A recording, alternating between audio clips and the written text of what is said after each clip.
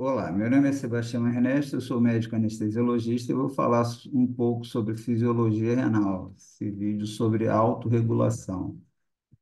Para a gente falar sobre a autorregulação, a gente precisa conhecer um pouco da anatomia e fisiologia do rim. A gente sabe que os rins, eles são obviamente bilaterais, localizados mais ou menos a nível da segunda vértebra lombar, entre T11 e L3, mais ou menos, sendo o rim do lado direito um pouco mais rebaixado devido à presença do fígado, enquanto o rim do lado esquerdo é um pouco mais elevado. Eles têm uma vascularização dependente de artérias terminais. Ali tá, então, artérias finais, na verdade, são artérias terminais porque elas não sofrem anastomose entre elas, o que significa que a obstrução de qualquer um daqueles ramos arteriais ou arteriolares vai produzir com muita facilidade a isquemia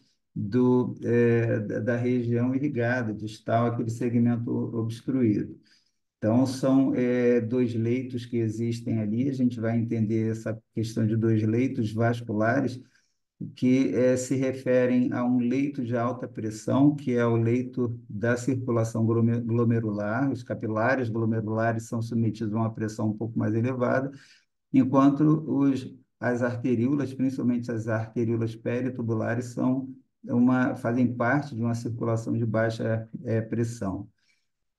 O fluxo sanguíneo renal é de cerca de 20 a 25% do débito cardíaco, o que perfaz um volume total de mais ou menos 1.000 ml por minuto ou 400 ml por 100 gramas por minuto. É um fluxo bastante elevado, cerca de 8 vezes acima do fluxo sanguíneo cerebral, comparando fluxo por massa por tempo, ou volume por massa por tempo, apesar de ter um consumo metabólico baixo, em torno de 10 a 15% de consumo de extração de oxigênio, que dá uma média de 4 ml de oxigênio para cada 100 gramas de tecido renal por minuto. Essa circulação, porém, esse fluxo sanguíneo renal, porém, ele se divide de uma maneira bastante heterogênea, indo cerca de 95% desse fluxo em direção ao córtex, onde estão a maioria dos glomérulos, ou praticamente todos os glomérulos, na verdade, enquanto uma parte igual a cerca de 5% do fluxo sanguíneo renal é desviado para a região da medula renal. Isso é bastante complexo, uma vez que a grande extração de oxigênio renal ela acontece na região medular, que é onde estão as alças de Henle, que participam de trocas iônicas com bastante dispêndio de energia, ou seja, uma região onde tem maior dispêndio de energia recebendo menor quantidade do fluxo, mas isso é muito importante porque há necessidade de manutenção de uma concentração de ureia intersticial naquela região medular para que haja o mecanismo de fluxo de eletrólitos para que haja a possibilidade de filtração sanguínea e manutenção de fluxo urinário adequado.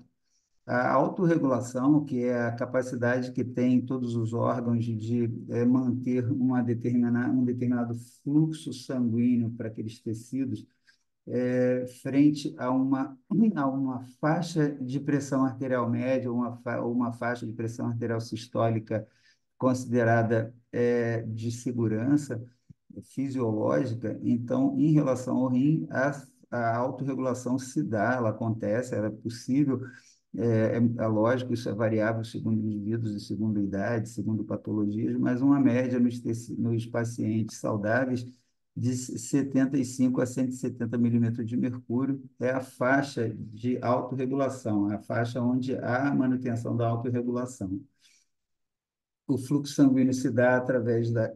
artéria renal, que é ramo direto da artéria aorta, cerca de 5 centímetros de comprimento por 5 a 10 milímetros de espessura, sendo que a artéria do rim esquerdo é diferente tanto na região onde ela se deriva da aorta, quanto também em relação ao seu tamanho e ao seu calibre. Então, pode ser um pouco maior, um pouco menor, mas elas, tanto à direita quanto à esquerda, elas se dividem em ramo anterior e posterior, e esses vão se subdividindo em ramos é, superior, médio e inferior. À medida que caminham na intimidade do tecido renal, elas vão se subdividindo em artérias lobares e em artérias interlobulares, que vão se ramificando em artérias arqueadas, e essas artérias arqueadas vão dando origem às artérias radiadas, que podem ser tanto corticais como extracorticais, que vão essas artérias, as artérias radiadas, vão dar origem aos glomérulos, através da formação do aparecimento das artérias, arteríolas aferentes, que vão ser introduzidas no néfron, né, para formar o tufo glomerular, que é envolvido pela cápsula de Bowman, formando o corpúsculo de Malpighi, o corpúsculo renal. Então, a inervação é a partir de T11 até L3, e esses segmentos que vão formar essas pirâmides na região medular vão ser separados anatomicamente, de forma fisiológica e anatômica, da região cortical, que é onde aparecem as artérias arqueadas, que vão formar as artérias radiadas, ou interlobulares. E num segmento maior, aumentado de uma pirâmide dessa, juntamente com tanto a parte medular quanto a parte cortical, a gente tem aqui uma expressão, uma demonstração aumentada do que acontece anatômica e fisiologicamente nesses rins. Então, cada um segmento daquele vai formar essa pirâmide, que é a pirâmide medular renal, e aqui a gente tem a faixa de córtex renal. É no córtex, então, que aparecem a maior quantidade dos glomérulos, alguns aparecem também aqui na região medular, e esses glomérulos, então, eles são formados pela arteríola aferente, que forma o tufo medular. Esse tufo medular, ele filtra o sangue que passa por ali, gerando um líquido que vai ser é, jogado ali por filtração na cápsula de Bowman, e da cápsula de Bowman, então, aquele líquido ele vai ser drenado através dos túbulos renais. Então, e tem-se inicialmente os túbulos contornados proximais, depois vai se formar a alça de Henle, que vai até na profundidade da pirâmide, volta formando na parte descendente o ramo espesso da alça de Henle, e na parte ascendente o ramo delgado da alça de Henle, que é onde tem a maior parte da troca eletrolítica com captação ou eliminação ou não de grande quantidade de sódio, dependendo do estado fisiológico do paciente. E, a partir dali, então, o ramo ascendente, delgado, fino, da alça de Henle vai se continuar com os túbulos contornados distais, que vão drenar nos túbulos coletores, e os túbulos coletores, então, vão drenar esse líquido que sobrou depois de serem absorvidas no túbulo contornado proximal, cerca de 70% a 80% do conteúdo de água, eletrólitos, glicose, entre outros. Então, o que restou dali vai ser jogado aqui na pelve renal, a gente vai ver isso, e aí vai ser eliminado através da formação da urina. Continuando aqui no glomérulo, então, que a gente tinha a arteríola aferente, que trazia o sangue para ser filtrado no glomérulo, depois do glomérulo, o que restou do sangue após a filtração vem pela arteríola eferente. Essas arteríolas eferentes vão dar origem aos vasa reta, que são vasos que vão se continuar seguindo ali a alça de Henle para formar os, os, é, o- o- os vasos sanguíneos que vão trabalhar a formação da tonicidade da urina, mantendo ou não a quantidade maior ou menor de sódio, dependendo da composição do que foi filtrado, dependendo da pressão arterial do paciente, entre outros, como a gente vai ver. Importante também a informação de que os glomérulos próximos à medula, que são chamados justamedulares, eles vão formar esses vasa reta que geram essa formação de arteríolas que se continuam, como eu disse, até a profundidade da medula e voltam pela sua fase venosa para formar de novo todo aquele homônimo venoso na comparação com as artérias. Então, as veias arqueadas vão formar as veias arqueadas, que vão drenar, em última instância, nas veias interlobares, para voltar, então, pela veia renal até a veia cava. E enquanto esses glomérulos justamedulares vão originar os vasos reta, os glomérulos que são mais superficiais no córtex vão originar vasos que, ao invés de formarem vasa reta, eles vão ter uma anatomia preferencialmente peritubular. Então, são vasos que vão se manter ali na intimidade, na proximidade, nos arredores dos túbulos contornados proximais e distais, e também dos túbulos coletores, para formar a associação anátomo-fisiológica para gerar produção de secreção, auxiliar na absorção ou na eliminação de eletrólitos e de outras substâncias. Bom, o objetivo principal da autorregulação, que é o motivo desse vídeo, é a proteção contra a elevação da pressão arterial. A gente vai ver como isso funciona, para manter os glomérulos, principalmente saudáveis, para que eles não sejam submetidos a pressões muito elevadas, mas também sempre preservando o fluxo sanguíneo renal e também preservando a taxa de filtração glomerular. Eles são importantes, principalmente na fase tubular, na recuperação de eletrólitos que necessitam ser reabsorvidos em grande parte já no túbulo contornado proximal, para que haja manutenção da tonicidade vascular. Em relação a essa autorregulação, ela tem dois componentes principais. Que um é o componente mais importante, responsável por cerca de 50% da autorregulação, que é a resposta miogênica. É uma resposta intrínseca que é comum a quase todos os tecidos, acontece tanto na circulação coronariana, intestinal, cerebral, e aqui na circulação renal não deixa de acontecer também. Então, a resposta miogênica é uma resposta intrínseca que acontece em resposta ao aumento da tensão transmural por aumento da pressão de perfusão, aumento da pressão no interior daqueles vasos, principalmente nas arteríolas aferentes, aquelas arteríolas que chegam ao glomérulo, para que haja, então, em situação de aumento de pressão arterial, uma vasoconstrição naquela região das arteríolas aferentes, impedindo que aquela pressão elevada seja transmitida aos glomérulos, o que levaria e leva, em algumas situações, à formação de glomerulosclerose, alteração funcional renal, aumento da eliminação de proteína, glicose e disfunção renal progressiva. Então, a resposta miogênica é uma resposta que acontece de maneira intensa, rápida, e ela é uma resposta a aumento da pressão capilar, que faz parte da evolução filogenética e a origem embriológica disso mostra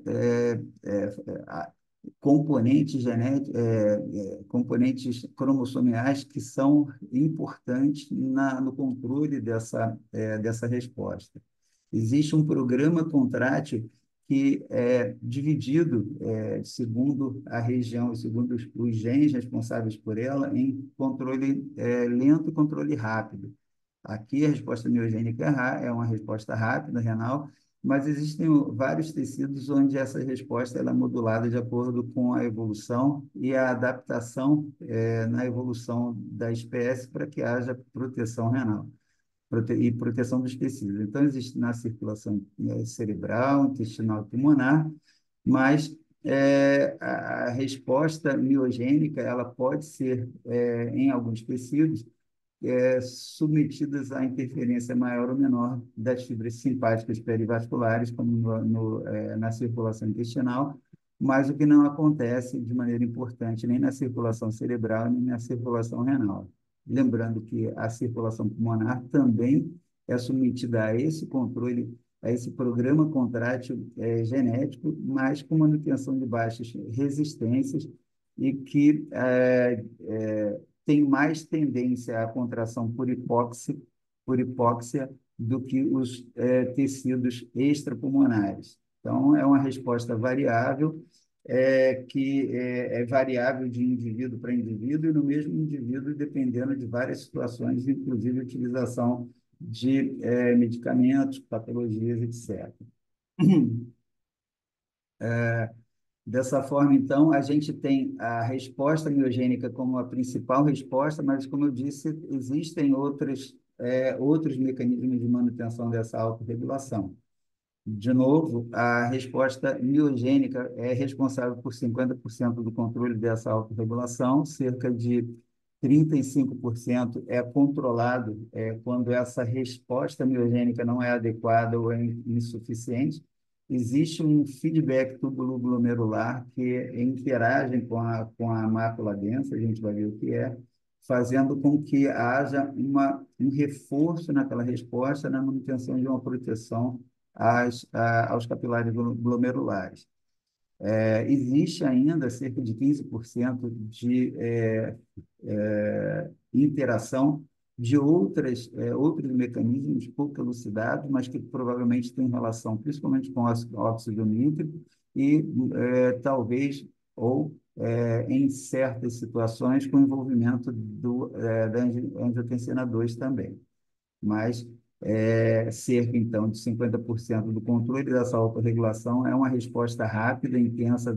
da miogênica, por contração reflexa, em resposta a esse aumento da pressão transmural, e uma resposta um pouco mais lenta, que vem logo depois, principalmente se essa resposta miogênica não é adequada ou suficiente, do feedback tubuloglomerular em interação com a mácula densa. E, como disse, 15% de alguma interferência de algum outro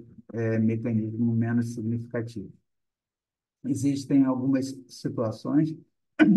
em que o indivíduo perde ou reduz ou modifica de alguma forma essa autorregulação. Os valores, por exemplo, em indivíduos hipertensos crônicos, dessa faixa de autorregulação são normalmente desviados para a direita, e indivíduos com diabetes, muitas vezes essa autorregulação sofre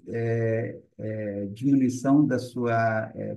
eficácia, levando o indivíduo a ter um pouco mais de dificuldade para responder de maneira adequada a aumento de pressão arterial. Então, por isso, muitas vezes o diabético ele acaba desenvolvendo a glomerulosclerose, às vezes até de maneira precoce, devido a essa sua inabilidade em promover o adequado controle a adequada proteção glomerular via vasoconstrição de arteríola aferente. Isso também é comum em indivíduos afrodescendentes que podem, e muitas vezes apresentam também uma ineficácia nessa proteção, e são indivíduos que apresentam cerca de 4 vezes mais chance de evoluírem com glomerulosclerose, assim como os diabéticos. Então, a resposta miogênica é uma resposta à pressão induzida que leva à vasoconstrição, principalmente nas artérias arqueadas e também nas arteríolas aferentes, que são, muitas vezes, derivadas dessas artérias arqueadas e radiadas, fazendo com que haja uma vasoconstrição nessa arteríola aferente todas as vezes que ocorre aumento da pressão arterial, para que essa pressão aumentada não seja transferida ao glomérulo e assim ele seja protegido contra os efeitos deletérios dela. Isso tem o objetivo de preservar a pressão de perfusão renal, mas principalmente buscar um bom controle do fluxo sanguíneo glomerular com a manutenção da taxa de filtração glomerular. Essa resposta miogênica ela está muito relacionada, acredita-se, com canais de cálcio mecanosensitivos que estão relacionados a algumas integrinas, que são proteínas transmembranas, que, como as fibronectinas, que respondem de maneira a aumentar o influxo de sódio todas as vezes que ocorre esse aumento da pressão transmural, e essa entrada de sódio levaria à despolarização das células é, é, das células da camada muscular lisa, levando a aumento da entrada de potássio via abertura dos canais de potássio voltagem independente, que normalmente aumenta a sua condutância quando há despolarização da célula. Então, os canais epiteliais de sódio que levariam à despolarização, esses canais com entrada de sódio levariam ao aumento também da entrada de íons cálcio no interior das células musculares lisas, ativando receptores chamados receptor transitório potencial, que são receptores mecanosensíveis, tem relação também com a entrada de cálcio, e esse cálcio entrando na célula ele vai desencadear tanto a liberação de cálcio sarcoplasmático através do estímulo dos receptores de renaldina, induzindo o aumento do pool de íon cálcio no citoplasma, favorecendo então a interação actina-miosina, ele gerando a contração muscular. Mas esse cálcio também ele leva a outras ações, como, por exemplo, a abertura, o aumento da condutância de canais de potássio. Esse canal de potássio levaria, por gradiente de concentração, a aumento da saída de potássio, diminuindo, então, aquela capacidade de despolarização. Mas, da mesma forma que esses mecanorreceptores ativam os canais de sódio, eles também ativam proteínas de membrana que vão levar, entre outras coisas, ao aumento da fosfolipase A2, ativando ácido araquidônico, que vai ser, então, metabolizado a prostaglandinas, que tem a capacidade, entre outras coisas, de inibir essa abertura dos canais de potássio. Então, essa tendência do potássio sair acaba diminuindo na sequência do acontecimento. Essa resposta toda ela tem modulação, ela não sofre influência desses fatores, angiotensina, endotelina, vasopressina e histamina, porque a resposta vai ser independente desses fatores, mas esses fatores podem deslocar a curva de autorregulação tanto para a direita quanto para a esquerda, dependendo do tônus de estimulação de angiotensina e de endotelina, e de vasopressina, que são vasoconstritores importantes, principalmente eles, e levando a deslocamento dessa curva de autorregulação, como nos pacientes hipertensos crônicos. Então, o que ocorre é pelo estiramento da membrana celular, das células musculares das arteríolas aferentes, ocorre estimulação de receptores ligados à proteína G, que vão estimular a fosfolipase C, que vai, por sua vez, produzir aumento do trifosfato de inositol e do diacilglicerol. O trifosfato de inositol vai induzir, vai estimular o retículo sarcoplasmático a liberar cálcio de seus estoques para o citoplasma. Esse cálcio vai ter uma série de funções, além da já mencionada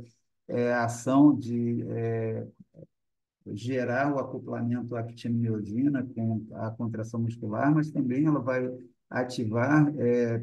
juntamente com a entrada do sódio, que foi mencionado no diapositivo anterior, e vai gerar uma despolarização que vai ativar canais de cálcio voltagem independente, aumentando a entrada de cálcio, vai gerar também ativação dos receptores de potencial transitório, com entrada de cálcio também, sódio, e, como foi dito anteriormente, o cálcio vai ter uma ação contrária a todos esses caminhos fisiológicos, quando ele aumenta a condutância do íon potássio nos seus canais de ativação. Porém, o mesmo receptor que ativou a fosfolipase C também vai ativar a fosfolipase A2, que vai gerar aumento de ácido araquidônico, que vai ser metabolizado a 20-HETE, que vai aumentar a potência da proteína quinase C, que vai, por sua vez, além de ativar mais voltagem, canal de cálcio voltagem independente, vai ter uma ação inibitória sobre os canais de potássio. Então, tudo isso levando ao aumento da despolarização, aumento do conteúdo de cálcio, aumento da facilitação de, eh, de, eh, de contração muscular. Além disso, o cálcio vai interagir com a calmodulina, levando também ao aumento da capacidade contrátil. Bom, tudo isso foi dito em relação à capacidade de resposta miogênica de contração frente ao estiramento da membrana da célula muscular lisa. Mas o feedback túbulo-glomerular também é muito importante. Quando não há uma resposta adequada, então, uma maior passagem, quando ocorre aumento da pressão arterial, a maior passagem de fluxo sanguíneo para os glomérulos, aumentando a filtração glomerular, aumentando o conteúdo de cloreto de sódio. E esse cloreto de sódio, quando passa pela arteríola, quando gera o filtrado com maior conteúdo de cloreto de sódio, que vai passar aqui pelos túbulos contornados proximais, vai passar lá pela alça de Henle, vai chegar no túbulo contornado distal, que vai formar aqui em sua parte inicial, o túbulo contornado distal, próximo à junção com a alça de Henle, ele forma essa camada aqui especializada, que é a mácula densa. A mácula densa, ela tem a capacidade de receber aquele excesso de sódio, e quando ele recebe esse excesso de sódio, ele gera a formação de ATP, que vai contribuir aqui, ativando receptores tanto de ATP quanto de adenosina, quando esse ATP vai ser metabolizado. Então, tanto o ATP quanto a adenosina vão estimular receptores na parede da arteríola aferente, induzindo também aumento dessa vasoconstrição, diminuindo, então, o aporte de sangue para os capilares glomerulares. Isso tem uma função extremamente importante. Apesar de essa contração da arteríola aferente diminuir o fluxo sanguíneo renal, ela também diminui o consumo de oxigênio renal, já que vai chegar menos com essa vasoconstrição, vai ter menos filtrado, então esse filtrado vai ter menos sódio, e quando ele chegar lá na alça de Henle, ele vai ter menos troca iônica, e essa troca iônica que é a grande causadora de aumento do consumo de oxigênio. Então, esse efeito de vasoconstritor na arteriola aferente, apesar de diminuir o fluxo sanguíneo renal por diminuição da chegada de sangue nos capilares glomerulares, também diminui o consumo de oxigênio, mantendo uma certa estabilidade em indivíduos saudáveis e em situações mais ou menos estáveis em relação a essa alteração. Por outro lado, quando ocorre diminuição da pressão arterial, ocorre diminuição da chegada da formação de sódio, e essa diminuição da formação de sódio, quando chega no túbulo contornado distal, vai ativar essas células da mácula densa, né, que são as células do aparelho justaglomerular, e essas células vão ativar células especializadas na arteriola aferente, que vai produzir, então, renina, e essa renina, como a gente vai ver, vai gerar, em última análise, a produção tanto de angiotensina quanto de aldosterona, tendendo a manter, a diminuir a perda de sal e água pelas vias renais. A gente vai ver isso mais tarde. Então, na na hipotensão, você vai ativar o sistema renina-angiotensina aldosterona, mas nas situações de hipertensão, você vai ativar a vasoconstrição de arteríola aferente. Existe nessa região, então, o cofator que leva à troca nas situações de excesso de sódio no interior do tubo contornado distal, vai haver uma troca de sódio e potássio por cloro, e isso vai induzir o aumento da produção de ATP, que vai ser o ponto de partida para um reforço na vasoconstrição de arteríola aferente. Aqui um detalhamento do néfron, né, o corpúsculo de Malpighi, composto pelo glomérulo, tufo glomerular, né, que se inicia com a arteríola aferente e se termina com a arteríola eferente, que é a saída do sangue que veio pela arteríola aferente, foi filtrado nos glomérulos e depois sai com um conteúdo reduzido devido à perda de líquido que formou a urina aqui na cápsula de Bowman. Então, o que restou do sangue vai embora. E que foi filtrado, que ficou na cápsula de Bowman, então caminha pelo túbulo contornado proximal, cerca de 70% a 80% de líquido formado ali, eletrólitos, açúcares, vão ser reabsorvidos ali, cerca de apenas 1% do que formou ali em todos os glomérulos de urina que vai ser eliminado, porque cerca de 99% vai ser reabsorvido nesses túbulos contornados aí, túbulo coletor, etc. Então, temos aqui vamos tirar isso aqui da frente, na situação em que a diminuição da pressão de perfusão renal, a gente vai ter, então, a ativação da mácula densa, gerando, então, o efeito de aumentar, de estimular pela produção de estímulo às células pigmentadas, na verdade, aqui da arteriola aferente, eles vai induzir a produção de renina, que a gente vai ver, vai induzir a produção tanto de angiotensina quanto aldosterona. E o aumento da pressão de perfusão vai induzir, pelo aumento do estiramento da arteríola glomerular, da arteríola, perdão, aferente, o aumento da pressão de perfusão vai induzir aumento da vasoconstrição aqui, diminuindo o fluxo sanguíneo para os glomérulos. Em situação de choque, também a gente tem um aumento da contração da arteríola eferente devido à diminuição do fluxo sanguíneo, do fluxo urinário, que chega aqui no tubo contornado distal, e chegando menos de líquido aqui, menos sódio, vai induzir, então, ao estímulo da contração da arteríola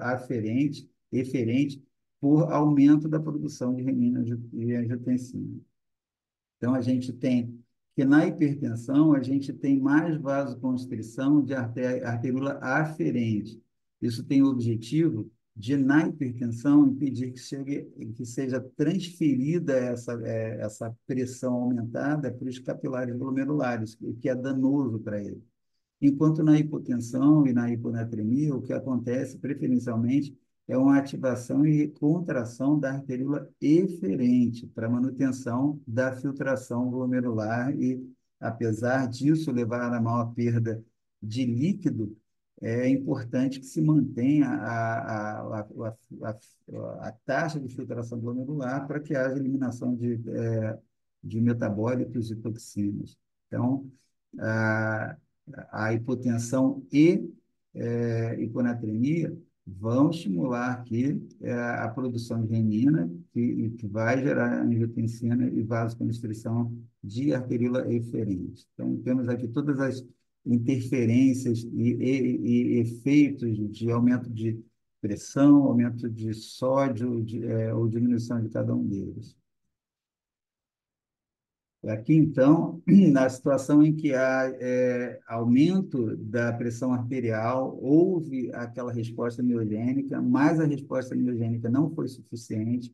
ou não foi adequada, então continua chegando um fluxo grande nos glomérulos, esse fluxo sanguíneo glomerular aumentado vai gerar mais formação de urina, essa maior formação de urina vai trazer mais sódio para os tubos renais e quando circula ali túbulo contornado proximal, alça de Henle, túbulo contornado distal, no túbulo contornado distal, próximo à sua junção com a alça de Henle, a gente tem a mácula densa. E quando a mácula densa percebe o aumento do conteúdo de sódio, ela estimula cotransportadores que fazem com que haja entrada de sódio e potássio e saída de cloro para o lúmen. E isso gera a formação de ATP. Esse ATP inteiro ou após a sua metabolização em adenosina, tanto a ATP quanto a adenosina vão estimular receptores que vão gerar, então, respostas por estímulo de aumento da produção, tanto de trifosfato de adenosina, de acetilglicerol, como aconteceu lá na resposta miogênica, que vai ter uma resposta parecida. Esse ATP, em associação com a angiotensina 2, também ativa receptores da família ligada à proteína G, que vão produzir aumento de fosfolipase C, que vão aumentar a produção de trifosfato de inositol. Esse trifosfato de inositol vai aumentar a liberação sarcoplasmática de cálcio. Esse cálcio vai causar toda aquela panaceia de respostas que a gente mencionou anteriormente, aumento do acoplamento actina-miosina, interação com receptores de canal de cálcio voltagem independente e outros receptores que vão aumentar a entrada de sódio e cálcio e vão fazer com isso com que haja uma maior ativação de resposta contrátil. Além disso, vai ter a resposta também de ativação da fosfolipase A2, produzir ácido araquidônico. Esse ácido araquidônico vai ser metabolizado e um dos metabólitos dele vai ativar a proteína quinase C, que vai inibir os canais de potássio, impedindo que haja saída de potássio. Se sair potássio, aumenta a negatividade interna da célula e dificulta a sua despolarização. Essa proteína quinase C, então, inibe a saída de potássio, mantendo a capacidade de despolarização, além de ativar os receptores provisórios, né, temporários, que são importantes tanto na entrada de sódio para mais despolarização, quanto na entrada de cálcio também. E como a gente viu, aquela renina que é produzida no rim pela, é, pela diminuição do sódio que chega ali, vai produzir, cadê a renina? Lang-Kisner. Então, diminuiu a quantidade de sódio, o rim vai produzir a renina vai interagir com o angiotensinogênio, que é uma uma, uma proteína com 10 aminoácidos que vai ser, que, reagindo com a renina, vai produzir a angiotensina 1, a angiotensina 1 passando tanto pelos rins, mas principalmente pelo fígado, vai ser metabolizado pela enzima conversora da angiotensina, produzindo a angiotensina 2, que é um dos maiores vasoconstritores do organismo. Vai produzir vasoconstrição em vários setores, inclusive no rim, e no rim, principalmente na arteríola eferente, para aumentar a capacidade de filtração, porque se não acontecer isso, pode diminuir a filtração e aumentar a quantidade de toxina e de metabólitos que necessitam ser eliminados. Além disso, a angiotensina 2 age na suprarrenal, aumentando a produção de, cadê a suprarrenal? Aqui, pituitária. Ela age na suprarrenal, produzindo aldosterona aqui, e a aldosterona vai agir nos tubos contornados distais e principalmente nos tubos coletores, aumentando a reabsorção de sódio ó, em consequência, de água também. Também aumenta a capacidade de liberação do hormônio antidiurético, vasopressina, que vai fazer com que haja mais retenção de água e, assim, aumentando a capacidade hídrica do indivíduo, ou diminuindo a perda de líquidos e eletrólitos. Então, essa resposta da renal, em conjunção com fígado, com pulmões, com suprarrenal, com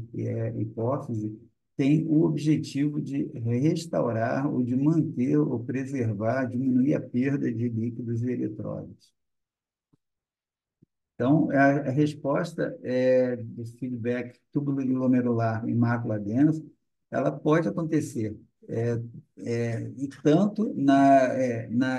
em situações de diminuição quanto de aumento da pressão de perfusão renal. Se houver aumento da pressão de perfusão, então essa resposta vai ser com o intuito de aumentar a vasoconstrição de arteriola aferente. Se tiver diminuição da pressão ou diminuição da concentração de sódio, a resposta vai ser aumentar a produção de angiotensina e aldosterona, aumentando o tônus da arteríola eferente para que haja a manutenção da capacidade de filtração. Então, há uma ativação nessa questão da hipovolemia do sistema renina-angiotensina-aldosterona. Em relação à glomerulosclerose, que é a alteração que ocorre em indivíduos diabéticos e hipertensos, a gente já mostrou o gráfico, então ocorre diminuição da capacidade de manutenção do fluxo sanguíneo renal e da capacidade de filtração. É importante lembrar que, diferente dos outros órgãos que têm o mecanismo biogênico como padrão geral de quase todos os tecidos, aqui existe a associação da interação do feedback túbulo glomerular com a mácula densa para preservar também a filtração glomerular. Mas na glomerulosclerose ocorre um progressivo aumento da camada muscular, aumento da altura e espessamento da mucosa,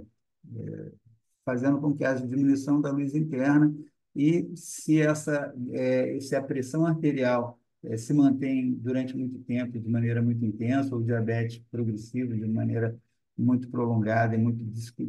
mal controlado, aquele aumento da espessura da camada muscular lisa e o aumento da espessura da mucosa, dos vasos, do endotélio, vai fazer com que haja diminuição da luz. Até um certo ponto, isso é reversível com controle das causas, mas muitas vezes o controle não acontece e acaba que a perda da autorregulação e diminuição intensa da luz interna dos vasos leva a essa glomerulosclerose, e aí a pressão arterial, ela muitas vezes sua redução vai levar à diminuição da capacidade renal. Então,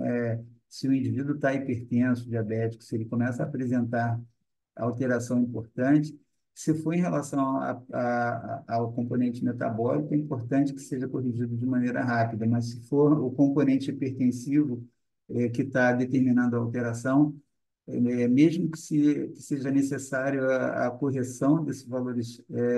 pressóricos elevados, isso deve ser feito de maneira progressiva, por conta do risco de você, diminuindo muito rapidamente a pressão, não conseguir gerar pressão de filtração adequada nos glomérulos.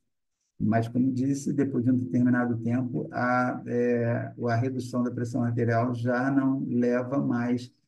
a reversão e melhora da filtração glomerular. Então, ele pode chegar a um estado de irreversibilidade. De novo, os moduladores da pressão de perfusão. A angiotensina 2, que é um agente vasoconstritor endógeno importante, que leva tanto vasoconstrição aferente quanto eferente, mas a vasoconstrição de arteríola eferente é mais importante. A endotelina também tem uma capacidade importante, também é um dos mais importantes vasoconstritores orgânicos, que leva a vasoconstrição importante, então isso pode gerar desvio daquela curva de autorregulação. Enquanto esses dois são vasoconstritores, temos aqui os vasodilatadores, as prostaglandinas, e o óxido nítrico, que contribui de maneira a vasodilatar, tendendo a levar a um aumento do fluxo sanguíneo renal. Sempre lembrando que existem substâncias que, por alterar ou reduzir a produção de prostaglandinas, como os anti-inflamatórios, podem levar à diminuição daquele 20-HETE, que é um importante mantenedor da vasodilatação renal e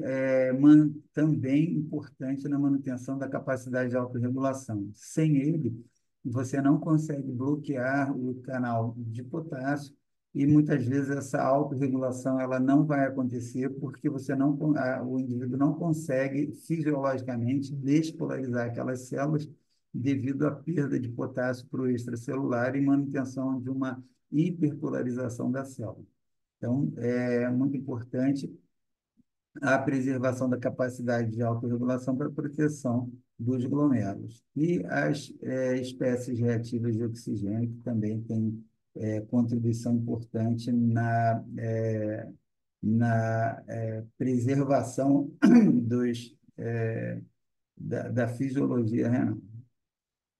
Essas foram algumas das fontes que utilizamos. Espero que tenham gostado do conteúdo e muito obrigado pela companhia.